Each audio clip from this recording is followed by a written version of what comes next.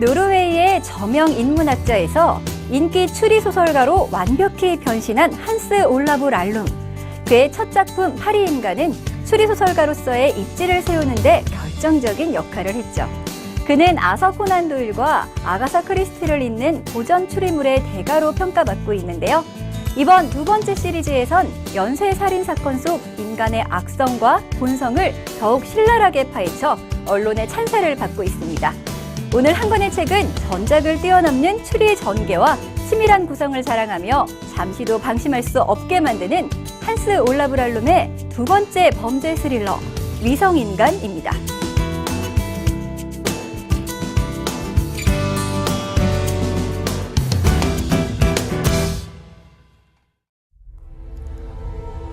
나는 매달 10명의 손님을 저녁 만찬에 초대한다.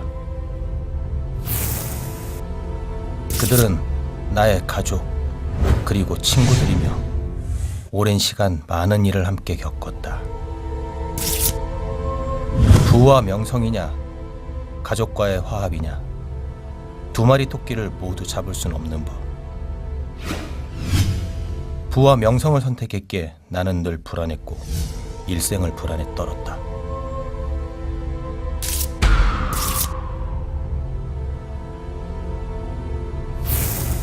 각자의 궤도를 그리며 내 주변을 맴도는 사람들.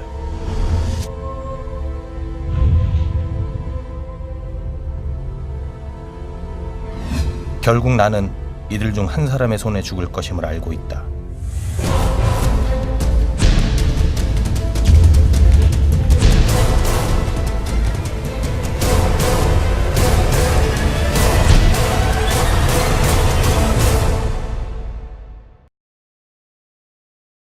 위성인간은 전작과 마찬가지로 허술한 형사 크리스티안센 경감과 천재소녀 파트리시아의 콤비 플레이가 유감없이 발휘됩니다.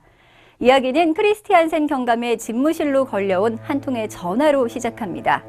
발신자는 2차 대전 당시 저항군 일원으로 활약했던 노르웨이 최고 갑부 막달론 셀데롭인데요. 그는 며칠 후 자신이 가족이나 지인의 손에 암살을 당할 것 같다며 크리스티안센 경감에게 비밀리에 만날 것을 요청합니다. 하지만 그는 자신이 예정한 날보다 일찍 자신의 저택 만찬 자리에서 살해당하죠. 이 사건의 유력한 용의자는 저녁 식사에 초대된 10명의 목격자들. 그들은 현재 부인과 전 부인, 3명의 자식, 여동생, 경영 대리인, 그리고 젊은 여비서 등입니다.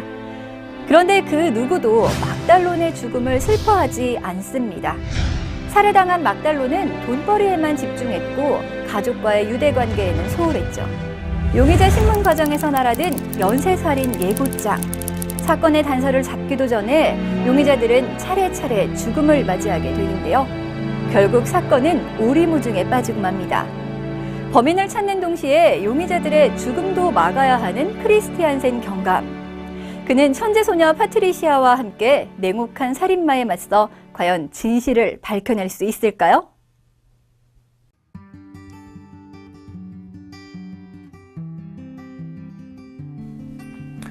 위성인간은 한마디로 어떤 이유로 한 사람의 주변을 평생 맴도는 사람들을 가리킵니다.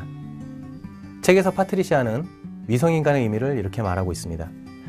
실제로 우리 사회에서 위성인간은 흔히 볼 수 있죠.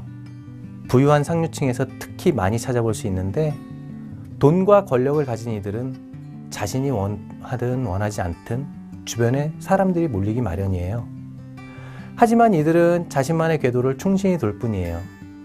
궤도를 벗어나면 어떤 일이 벌어질지 모르니까.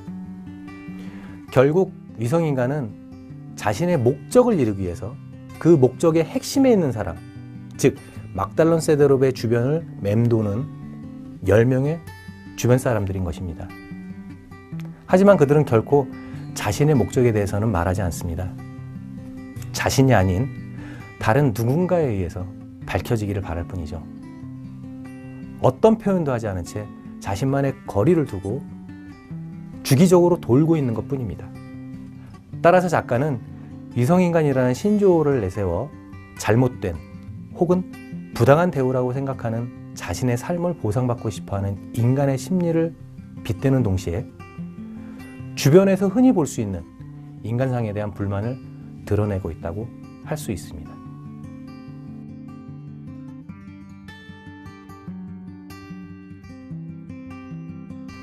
역사학과 사회학을 전공한 한스 올라브 랄름은 특히 노르웨이 정치계의 역사 전문가로 노르웨이에서 꽤 유명한 인문학자입니다. 그의 첫 번째 추리소설 파리인간에서는 그의 소설가적 기질을 발견했다면 위성인간에서는 추리 작가로서의 입지를 확실히 굳혔다 해도 과언이 아닙니다. 소설의 시작 부분에서 작가는 아가사 크리스티에게 이 소설을 헌정한다고 밝혔는데 플롯 구성의 치밀함과 깔끔함은 오히려 앞서지 않나 생각이 들 정도입니다.